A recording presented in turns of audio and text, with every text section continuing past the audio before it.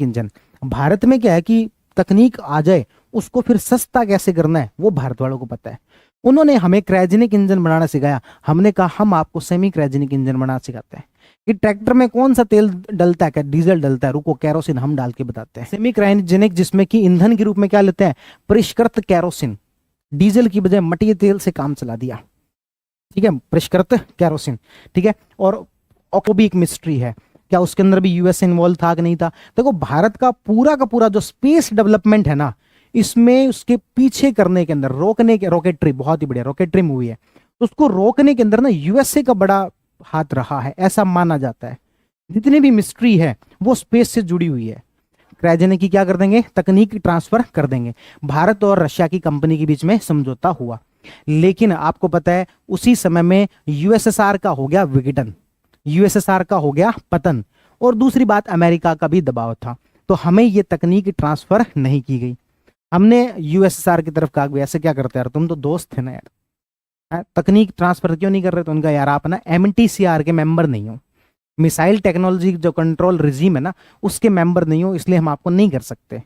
तो फिर क्या, कुछ तो समाधान होगा। एक काम करते हैं, हम आपको यदि रेडियो दे दें, रेडियो को खोल के टेप टूप कैसे लगाते हैं वो काम आपने बचपन में खूब किए हैं ना, तो वो करके देख लोगे कि हाँ कर लेंगे। तो हमने इस तरीके से यूएसएसआर का जब विघटन हुआ उसके बाद हमें 7 इंजन दिए गए, क्रायोजेनिक इंजन रिवर्स इंजीनियरिंग के लिए।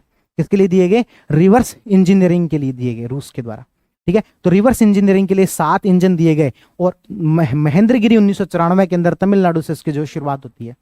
इसी समय में ना एक वो मूवी है आपके, मैं नाम भूल रहा हूँ, नंबी नारायण इस तरीके से नाम है साउथ इंडिया के, और उन्होंने, अरे आपके 3 इडियट में होता है ना, क्या नाम है उसका, उनके द्वारा मूवी बनाई गई नंबी नारायण पर, बड़ी शानदार मूवी है। और किस तरीके से क्रायोजेनिक इंजन का विकास हो रहा था और किस तरीके से वो रुक गया उसके ऊपर, वो भी एक मिस्ट्री है, क्या उसके अंदर भी यूएस इन्वॉल्व था कि नहीं था। देखो भारत का पूरा जो स्पेस डेवलपमेंट है ना, इसमें उसके पीछे करने के अंदर रोकने के, रॉकेटरी बहुत ही बढ़िया रॉकेटरी मूवी है, तो उसको रोकने के अंदर ना यूएसए का बड़ा हाथ रहा है, ऐसा माना जाता है। जितनी भी मिस्ट्री है वो स्पेस से जुड़ी हुई है, भले ही वो विक्रम साराभाई की मृत्यु हो, भले ही वो होमी जहांगीर भाभा की मृत्यु हो, भले ही फिर वो नंबी नारायण जो है उनका रुक जाना हो, है ना, वो आगे जो है वो नहीं उसको बढ़ा पाए वो हो। ठीक है, तो कहने का मतलब ये बड़ी एक मिस्ट्री है स्पेस के डेवलपमेंट को लेकर, पिछले कुछ वर्षों में ये नहीं देखने मिल रही। इसका रीजन ये भी है कि इंडिया अब यूएसए के साथ है, या कहे तो यूएसए हमारा जो वो दोस्त है। ठीक है, चलो जो भी है, आप आते हैं महेंद्रगिरी तमिलनाडु से शुरुआत हुई, और फाइनली वर्ष 2014 के अंदर हमने स्वदेश निर्मित क्रायोजेनिक जो वो बना लिया, क्रायोजेनिक इंजन बना लिया। और भारत इस तरीके से कौन सा देश बना, छठा देश बना जिसने खुद का क्रायोजेनिक नया बनाना शुरू किया है, जिसके अंदर सेमी क्रायोजेनिक इंजन होता है। क्या होता है, सेमी क्रायोजेनिक इंजन। भारत में क्या है कि तकनीक आ जाए उसको फिर सस्ता कैसे करना है वो भारत वालों को पता है। उन्होंने हमें क्रायोजेनिक इंजन बनाना सिखाया। हमने कहा हम आपको सेमी क्रायोजेनिक इंजन बनाना सिखाते हैं कि ट्रैक्टर में कौन सा तेल डलता है, क्या डीजल डलता है, रुको कैरोसिन हम डाल के बताते हैं। कैरोसिन से तेल डाल के ट्रैक्टर चला के बताते हैं। तो इस तरीके से हम जो सस्ते का जुगाड़ जो कर ही लेते हैं कि कैरोसिन से किस तरीके से काम चलाना है, क्यों कैरोसिन सस्ता पड़ता है, मिट्टिया तेल नहीं होता, मिट्टिया तेल तो वो सस्ता पड़ता है। तो उन्होंने हमें क्रायोजेनिक इंजन बनाना बताया, अपन बना के बैठ गए सेमी क्रायोजेनिक। सेमी क्रायोजेनिक जिसमें कि ईंधन के रूप में क्या लेते हैं, परिष्कृत कैरोसिन, डीजल की बजाय मटिया तेल से काम चला दिया। ठीक है, परिष्कृत कैरोसिन। ठीक है, और ऑक्सीकारक के रूप में क्या, तरल O2, है ना। इसमें कोई बहुत निम्न ताप पर नहीं होता है, बंधन जो सामान्य होता है, और इसमें इस प्रकार के इंजन का डेवलपमेंट जो किया जा रहा है। तो ये हम बात कर रहे हैं जेट इंजन, जिसको कि टर्बो जेट इंजन बोलते हैं, वो किस तरीके से काम करते हैं। टर्बो जेट इंजन जो इस तरीके से काम करते हैं कि भाई इसके अंदर जो वायु है, वायु को कंप्रेस किया जाता है। वायु को क्या किया जाता है, कंप्रेस जो किया जाता है। यहाँ पे इस तरीके से वायु को लेके आए और वायु को यहाँ पर क्या किया जाता है, कंप्रेस जो किया जाता है। वायु को कंप्रेस करने से क्या होता है, अपन कह सकते हैं कि एक तो वायु के ये जो पार्टिकल्स है वो दूर दूर है, ठीक है, उससे उतना थ्रस्ट मिलेगा नहीं, उससे उतना ज्यादा थ्रस्ट नहीं मिलेगा। तो फिर क्या किया जाएगा, इसको कंप्रेस किया जाएगा। कंप्रेस करके इन पार्टिकल्स को क्या लेके आएंगे, नजदीक लेके आएंगे। तो यहां पर कंप्रेस करने का इसको काम किया जाता है। उसके बाद जो है इसको लो प्रेशर के टरबाइन के अंदर घुमाया जाता है, और घुमाने के बाद में जो गैस है वो बाहर निकलती है, और ये जब बाहर निकलती है तो इधर की तरफ थ्रस्ट जो वो मिलता है। तो कहने का मतलब है जो वायु है उसको पहले कंप्रेस करना, फिर उसको टरबाइन से घुमाना, फिर वो बाहर निकलना, फिर वो आगे की तरफ बढ़ती है। तो कई सारी प्रोसेस होती है। है ना, कई सारी क्या होती है प्रोसेस होती है ना। और ये कौन सा इंजन हो गया, जेट इंजन हो गया, टर्बो जेट जिसे अपन कहते हैं, जेट इंजन। ठीक है, फिर अपन चलते हैं अगले पर, जो कि कौन सा होता है, रैमजेट इंजन। इसका जो अच्छा जो संस्करण जो सामने आया वो किस रूप में आया, रैमजेट इंजन। रैमजेट इंजन के अंदर ये जो वायु है वो बहुत तेजी से गति करती है।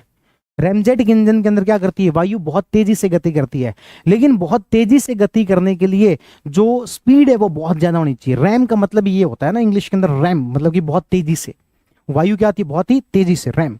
ठीक है, तो आपके टर्बोजेट के अंदर जो सामान्यतः आपके एयरप्लेन वगैरह जो होते हैं उसके अंदर तो क्या किया जाता है, ऑक्सीडाइजर एयर जो वो लेके जानी पड़ती है और फिर वो धीरे धीरे कंजप्शन का जो है दहन उसका होता है।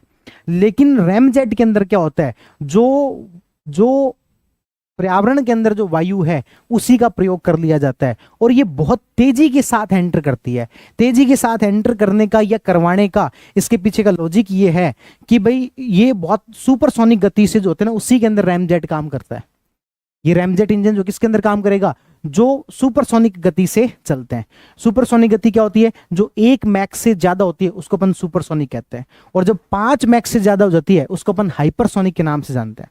तो सुपरसोनिक के अंदर ही काम करता है आपके क्या, रैमजेट इंजन। यहां पर अलग से कोई कंप्रेस नहीं करना पड़ता। इसकी आकृति इस प्रकार से होती है, इसकी आकृति इस प्रकार से होती है कि जब ये एंट्री करती है तो यहां पर उसका जो स्थान है वो कम हो जाता है, और स्थान कम होने के साथ ही ये अपने आप ही क्या हो जाती है, कंप्रेस हो जाती है और फिर उसको बाहर निकाल दिया जाता है।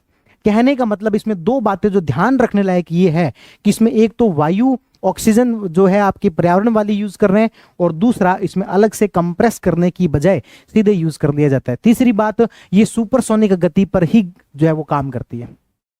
लेकिन सुपरसोनिक गति इसकी भी एक लिमिट है, 2 से 6 मैक के बीच में है ना, तभी ये रैमजेट इंजन जो अच्छे से काम कर पाएगा।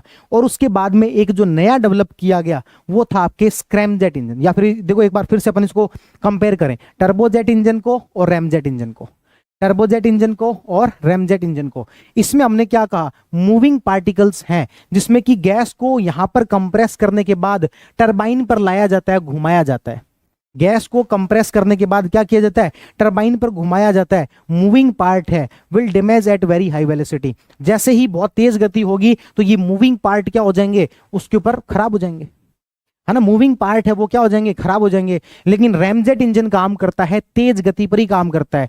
क्यों, क्योंकि इसके अंदर मूविंग पार्ट होते ही नहीं है, इसके अंदर मूविंग पार्ट होते ही नहीं है। इस तरीके से है, तो ध्यान रखना इनके अंदर मूविंग पार्ट नहीं होते रैमजेट इंजन के अंदर। अब रैमजेट इंजन के बाद में एक और आया, उसका नाम था स्क्रैमजेट इंजन। उसका नाम क्या था, स्क्रैमजेट इंजन। तो ये तो हो गया आपके टर्बोजेट, ये हो गया आपके रैमजेट। इसके अंदर वायु को कंप्रेस करवा रहे थे, टरबाइन पर घुमा रहे थे, मूविंग पार्ट्स थे, कम गति पर काम कर रहा था। ये और ज्यादा गति पर 2 से 6 मैक के बीच में इसमें वायु इस तरीके से आके ऑटोमेटिकली संपीड़न इसका हो जाता है, कंप्रेस जो हो जाती है। और लेकिन इसकी लिमिट है, ये 6 मैक तक की गति पर काम कर पाता है। उसके बाद में क्या आया, स्क्रैमजेट आया। स्क्रैमजेट की गति इस प्रकार से, ये देखो स्क्रैमजेट की आकृति इस प्रकार से है, यहीं पर आके अपने आप ही जो है आपके कंप्रेस हो जाती है और उसके बाद में बाहर निकल जाती है। ठीक है, तो बस ये ध्यान रखना, टर्बोजेट, रैमजेट और स्क्रैमजेट। ठीक है, इनके बीच में यदि अपन अंतर देखें लिखने के हिसाब से या फिर एग्जाम के दृष्टिकोण से देखें कि क्या इसके बीच में अंतर है, ये तो समझने के हिसाब से देख लिया। यदि एग्जाम के दृष्टिकोण से